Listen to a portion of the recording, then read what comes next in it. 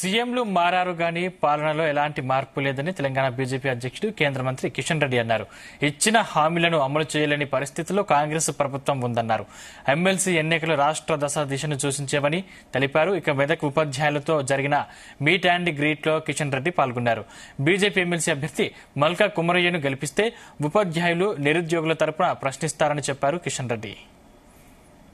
నా కోసం నేను గెలిస్తే రగన్న గెలిచినట్టని మీరు ఎట్లా కష్టపడ్డారో అట్లా రేపు మన ఇద్దరు అభ్యర్థుల కోసం, గౌరవనీయులు అంజిరెడ్డి గారి కోసం, గౌరవనీయులు మల్కా కుమరయ్య గారి కోసం అందరం కూడా అంతే నిష్ఠతో అంతే ఓపికతోటి పనిచేసి పార్టీ అభ్యర్థుల గెలుపు కోసం కృషి చేయాలని చెప్పి నేను మీ అందరికి కూడా సవినయంగా విజ్ఞప్తి చేస్తూ, టీచర్స్ ను గ్రాడ్యుయేట్స్ ను కలుస్తూ ఉంటే చాలా మంచి రెస్పాన్స్ ఉంది. టీచర్స్ అందరూ కూడా చాలా ఆవేదనగా ఉన్నారు. వాళ్ళ సమస్యలు చాలా ఉన్నాయి. ఆ సమస్యలను మనం పరిష్కరించాలి. కాబట్టి మనందరం కూడా ఈ రోజు ఈ స్టేజ్ లో ఉన్నామంటే మన టీచర్స్ వాళ్ళ కృషి వల్లనే ఇక్కడ ఉన్నాం.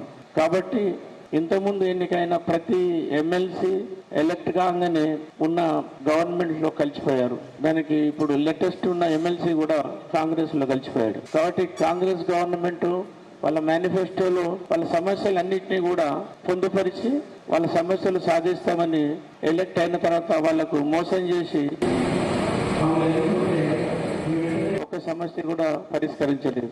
భారతీయ జనతా పార్టీ అభ్యర్థులను గెలిపిస్తే తప్పకుండా ఉపాధ్యాయుల సమస్యలు కావచ్చు, నిరుద్యోగుల సమస్యలు కావచ్చు, ఉద్యోగస్తుల సమస్యలు కావచ్చు, తెలంగాణ సమస్యలు కావచ్చు, భారతీయ జనతా పార్టీ తెగించి పోరాటం చేస్తుంది. భారతీయ జనతా పార్టీ ముందుండి పోరాటం చేస్తుంది.